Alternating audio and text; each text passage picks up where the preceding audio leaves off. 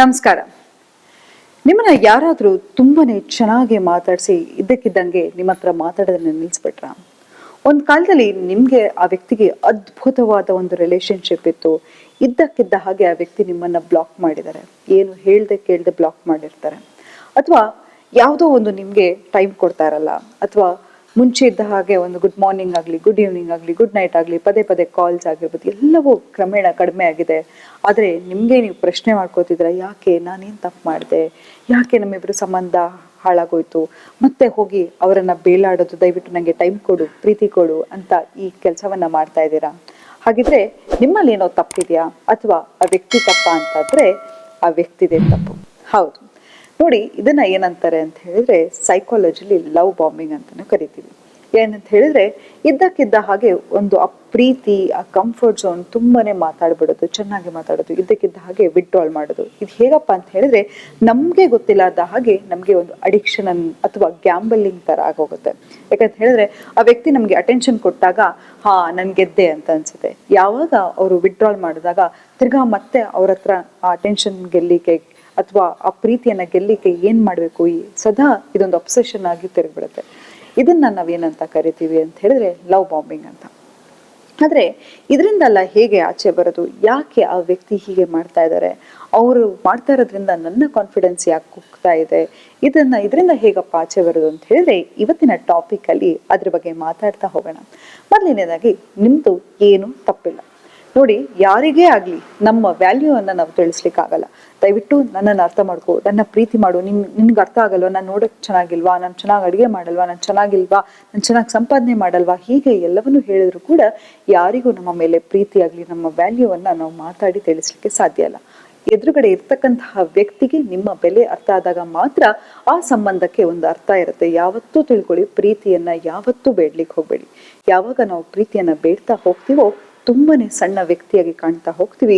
ಆ ಪ್ರೀತಿ ಅಲ್ಲಿ ಎಲ್ಲಿ ಇರಲ್ವೋ ಅಲ್ಲಿ ನೀವು ಬೇಲಾಡಕ್ ಹೋಗ್ಬೇಡಿ. ಮೊದಲನೇದಾಗಿ ಒಂದೇನಂತ ಹೇಳಿದ್ರೆ, ಇಂತಹ ಸಂಬಂಧದಿಂದ ಮೊದಲನೇದಾಗಿ ನಿಮ್ಗೆ ಯಾವಾಗ ಆ ವ್ಯಕ್ತಿ ಏನು ಎಫರ್ಟ್ ಹಾಕ್ತಾ ಇಲ್ಲ, ನನಗೆ ಬೇಕಾದ ಅಟೆನ್ಷನ್ ಅನ್ನ ಕೊಡ್ತಾ ಇಲ್ಲ, ಬೇರೆ ಮಿನಿಮಮ್ಗೂ ನಾನು ಬೇಡಬೇಕು ಅಂತ ಹೇಳಿದ್ರೆ ಖಂಡಿತವಾಗ್ಲೂ ಸುಮ್ಮನೆ ಆಗ್ಬಿಡಿ. ಯಾವುದೇ ರೀತಿ ಎಫರ್ಟ್ ಮಾಡಕ್ ಹೋಗ್ಬೇಡಿ. ಅವ್ರು ಫೋನ್ ಮಾಡಿದಾಗ ಮಾತಾಡಿ, ಆಚೆ ಸಿಕ್ಬೇಕು ಅಂತ ಹೇಳಿದಾಗ ಮೀಟ್ ಮಾಡಿ, ಅದ್ ಬಿಟ್ಟು ನೀವು ಎಫರ್ಟ್ ಹಾಕೋದನ್ನ ನಿಲ್ಸ್ಬಿಡಿ. ನಿಮ್ಗೆ ಫೋನ್ ಮಾಡ್ಬೇಕು, ಏನಾಗ್ತಿದೆ ಅಂತ ಆಂಗ್ಸೈಟಿ ಆದ್ರೆ ಕೈಗೊಂದು ರಬ್ಬರ್ ಬ್ಯಾಂಡ್ ಅನ್ನ ಕಟ್ಕೊಳ್ಳಿ. ಪ್ರತಿ ಸತಿ ನಿಮ್ಗೆ ಅವ್ರಿಗೆ ಫೋನ್ ಮಾಡ್ಬೇಕು ಅಂತ ಹೇಳಿದಾಗ ನಿಮ್ಗೆ ನೀವು ಆ ರಬ್ಬರ್ ಬ್ಯಾಂಡ್ ಅಲ್ಲಿ ಹೊಡ್ಕೊಳ್ಳಿ. ಯಾಕಂತ ಹೇಳಿದ್ರೆ ನಿಮ್ಗೆ ಒಂದು ಅಟೆನ್ಷನ್ ಮೂಡಿಸ್ತಾ ಹೋಗುತ್ತೆ. ಇಲ್ಲ ಅಂತ ಹೇಳಿದ್ರೆ ನಿಮ್ಮ ಫ್ರೆಂಡ್ಸ್ ಹತ್ರ ಡಿಸ್ಕಸ್ ಮಾಡಿ, ನೋಡೇ ನಾನು ಯಾವುದೇ ಕಾರಣಕ್ಕೆ, ಅಥವಾ ನೋಡೋ ನಾನು ಯಾವುದೇ ಕಾರಣಕ್ಕೆ ಅವಳಿಗೆ ಕಾಲ್ ಮಾಡಬೇಕು, ಅವನಿಗೆ ಕಾಲ್ ಮಾಡಬೇಕು ಅಂತ ಹೇಳಿದ್ರೆ ನೀನು ಪರ್ಮಿಷನ್ ತಗೊಂಡೇ ಮಾಡಬೇಕು, ಇಲ್ಲಂದಿದ್ರೆ ನಾನು ಮಾಡಲ್ಲ ಅಂತ. ಯಾಕಂತ ಹೇಳಿದ್ರೆ ಯಾರಾದ್ರೂ ಪ್ರತಿ ಸತಿ ನಿಮ್ಗೆ ಎಚ್ಚರಿಸ್ತಾ ಇದ್ದಾಗ ನಿಮ್ಮ ಬೆಲೆ ನಿಮ್ಗೆ ಗೊತ್ತಾಗ್ತಾ ಹೋಗುತ್ತೆ. ಹಾಗಾಗಿ ಪ್ರತಿ ಸತಿ ನಿಮ್ಗೆ ಆ ವ್ಯಕ್ತಿಗೆ ಫೋನ್ ಮಾಡಬೇಕು ಅಥವಾ ಹೋಗ್ಬೇಕು ಅನ್ಸಿದಾಗ ಅಂತ ಅರ್ಥ ಮಾಡ್ಕೊಳ್ಳಿ. ಮತ್ತೆ ನಿಜವಾಗ್ಲೂ ಇನ್ನೊಂದು ಹೇಳ್ತೀನಿ ಆ ವ್ಯಕ್ತಿಯ ಸೈಕಾಲಜಿ ಬಗ್ಗೆ. ನೋಡಿ, ಈ ಸೈಕೋಪಾತ್ಗಳಾಗಿರ್ಬೋದು, ನಾರ್ಸಿಸಿಸ್ಟ್ ಆಗಿರ್ಬೋದು, ಅವರೆಲ್ಲ ಸ್ಮಾಲ್ ಟೈಮ್ ಗ್ರಾಟಿಫಿಕೇಶನ್ ಅನ್ನ ನೋಡ್ತಾರೆ. ಈಗ ನಂಗೆ ಅದನ್ನ ಕೇಳಿದ್ರೇನೆ ಸೆಟ್ ಬರುತ್ತೆ. ಏನಪ್ಪಾ ಅಂತ ಹೇಳಿದ್ರೆ ಒನ್ ನೈಟ್ ಸ್ಟ್ಯಾಂಡ್ ಅಂತ ಇರ್ಬೋದು, ಅಥವಾ ಯಾವುದೋ ಒಂದು ಫ್ರೆಂಡ್ಸ್ ವಿತ್ ಬೆನಿಫಿಟ್ಸ್ ಆಗಿರ್ಬೋದು, ಅಥವಾ ಮತ್ತೊಂದು ಮಗದೊಂದಾಗಿರ್ಬೋದು, ಮನುಷ್ಯತ್ವ ಕಳ್ಕೊಂಡು, ಮನುಷ್ಯನ ಬೇಸಿಕ್ ವ್ಯಾಲ್ಯೂ ಅನ್ನ ಕಳ್ಕೊಂಡು ನಾವು ಎಲ್ಲಿಗೆ ಹೋಗ್ತಿದೀವೋ ನಮ್ಗೆ ಗೊತ್ತಿಲ್ಲ. ಯಾಕಂತ ಹೇಳಿದ್ರೆ ಮನುಷ್ಯನಿಗೆ ಎಮೋಷನ್ಸ್ ಅನ್ನೋದು ತುಂಬಾನೇ ಮುಖ್ಯ. ಯಾಕಂತ ಹೇಳಿದ್ರೆ ಪ್ರಾಣಿಗಳು ಕೂಡ ತಮ್ಮ ಎಮೋಷನ್ಸ್ ಅನ್ನ ತೋರ್ಸುತ್ತೆ. ಆದ್ರೆ ಮನುಷ್ಯನಿಗೆ ವಾಕ್ಚಾತುರ್ಯ ಇದೆ, ತಮ್ಮ ಭಾವನೆಯನ್ನ ಹೇಳ್ಕೊಳ್ಬಹುದು. ಆದ್ರೆ ನಾವು ಭಾವನೆ ಇಲ್ಲದ ರೀತಿ ಬದಲಾಗ್ತಾ ಹೋಗ್ತಿದೀವಿ. ಒಬ್ಬ ಮನುಷ್ಯನಿಗೆ ಹರ್ಟ್ ಆಗತ್ತೆ, ನಾನು ಆ ಪ್ರೀತಿಯಲ್ಲಿ ಆಟ ಆಡಬಾರ್ದು ಅನ್ನೋ ಬೇರ್ ಮಿನಿಮಮ್ ಕಾಮನ್ ಸೆನ್ಸು ಇಲ್ಲದೆ, ಅಥವಾ ಮನುಷ್ಯತ್ವವನ್ನೇ ಕಳ್ಕೊಂಡಿರೋರ್ ಜೊತೆ ಖಂಡಿತವಾಗ್ಲೂ ನೀವಿರ್ಬೇಕಾ? ನಿಮ್ಗೆ ನೀವು ಪ್ರಶ್ನೆ ಮಾಡ್ಕೊಳ್ಳಿ. ನಿಮ್ಮ ಮಕ್ಕಳು ಆ ರೀತಿಯಲ್ಲಿ ಇದ್ದಿದ್ದ, ಅಥವಾ ನಿಮ್ಮ ಸ್ಥಾನದಲ್ಲಿ ಬೇರೆ ನಿಮ್ಮ ಫ್ರೆಂಡ್ಸ್ ಇದ್ದಿದ್ರೆ ಅವರನ್ನ ಇಂತಹ ಸಂಬಂಧದಲ್ಲಿ ಇರ್ಲಿಕ್ಕೆ ಬಿಡ್ತಿದ್ರ?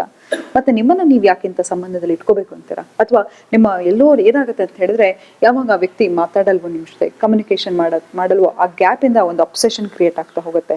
ಏನಂತ ಹೇಳಿದ್ರೆ ಆ ಸಂಬಂಧ ಹೀಗಿರ್ಬೋದಿತ್ತು, ಹಾಗಿರ್ಬೋದಿತ್ತು, ನಾನು ಈ ವ್ಯಕ್ತಿ ಜೊತೆ ಹೀಗೆ ಇರ್ಬೋದಿತ್ತು, ಹಾಗಿರ್ಬೋದಿತ್ತು ಅಂತ ನೀವೇ ಕನ್ಸ್ ಕಾಣ್ತಾ ಹೋಗ್ತಿರ್ತೀರಾ ಹೊರತು ಆ ವ್ಯಕ್ತಿ ಹೇಗಿದಾರೋ ಅದನ್ನ ಅಕ್ಸೆಪ್ಟ್ ಮಾಡ್ತಾ ಹೋಗಲ್ಲ, ರಿಯಾಲಿಟಿಗೆ ಬರಲ್ಲ. ಹಾಗಾಗಿ ಒಳ ಅರ್ಥವನ್ನ ಅರ್ಥ ಮಾಡ್ಕೊಳ್ಳಿ. ಅವರಿಗೆ ಬೇಕಾಗಿರೋ ಒಂದು ಬೇಸಿಕ್ ಸೌಜನ್ಯತೆ ಇಲ್ಲ. ನೀವು ಹೇಗೆ ನನ್ನ ಪ್ರೀತಿಸೋರ್ನ ಜೊತೆ ಹೇಗೆ ನಡ್ಸ್ಕೋಬೇಕು ಅನ್ನೋ ಬೇಸಿಕ್ ಬೇರ್ ಮಿನಿಮಮ್ ಕಾಮನ್ ಸೆನ್ಸ್ ಇಲ್ಲ ಅಂತ ಹೇಳಿದ್ರೆ ಅಂತ ವ್ಯಕ್ತಿಗೋಸ್ಕರ ನೀವು ಮೆಸೇಜಿಗಾಗಿ, ಕಾಲಿಗಾಗಿ ಅಥವಾ ಮೀಟಿಂಗಿಗಾಗಿ ಕಾಯೋದು ಅರ್ಥ ಇದೆಯಾ? ನಿಮ್ಮ ಬೆಲೆಯನ್ನ ತಿಳ್ಕೊಳ್ಳಿ. ನಿಮ್ಮ ಗೌರವವನ್ನು ತಿಳ್ಕೊಳ್ಳಿ, ನಿಮ್ಮ ಸೆಲ್ಫ್ ರೆಸ್ಪೆಕ್ಟಿಗಾಗಿ ಬದುಕಿ.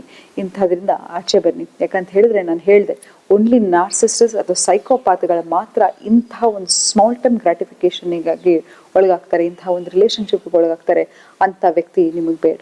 ನಿಮಗೆ ಎಂಥವ್ರು ಬೇಕು ಅಂತ ಹೇಳಿದ್ರೆ ಕಂಪ್ಲೀಟ್ ಆಗಿ ನಿಮಗೆ ಡಿವೋಟೆಡ್ ಆಗಿರಬೇಕು, ನಿಮ್ಮ ಭಾವನೆಯನ್ನು ಅರ್ಥ ಮಾಡ್ಕೋಬೇಕು, ನಿಮಗೆ ಪ್ರೀತಿ ಕೊಡಬೇಕು, ನಿಮಗೆ ಮರ್ಯಾದೆ ಕೊಡಬೇಕು, ನಿಮ್ಮನ್ನು ಅರ್ಥ ಮಾಡ್ಕೊಳ್ಳೋಂಥ ವ್ಯಕ್ತಿ ಜೊತೆ ಇದ್ದು ನಿಮ್ಮ ಒಂದು ಜೀವನವನ್ನು ನಡೆಸಬೇಕು. ಅದು ಬಿಟ್ಟು ಯಾವುದೋ ಒಂದು ಕ್ಷಣಿಕ ಸುಖಕ್ಕೆ, ಯಾವುದೋ ಒಂದು ಕ್ಷಣಿಕ ಅಬ್ಸೆಷನ್ನಿಗೆ ಇಂತಹ ರಿಲೇಶನ್ಶಿಪ್ಗೆ ಇಳಿಬೇಡಿ ಅಂತ ಹೇಳ್ತಾ ಇವತ್ತಿನ ಸಂಚಿಕೆಯನ್ನು ನಾನು ಮುಕ್ತಾಯಗೊಳಿಸ್ತಿದ್ದೀನಿ. ಧನ್ಯವಾದಗಳು.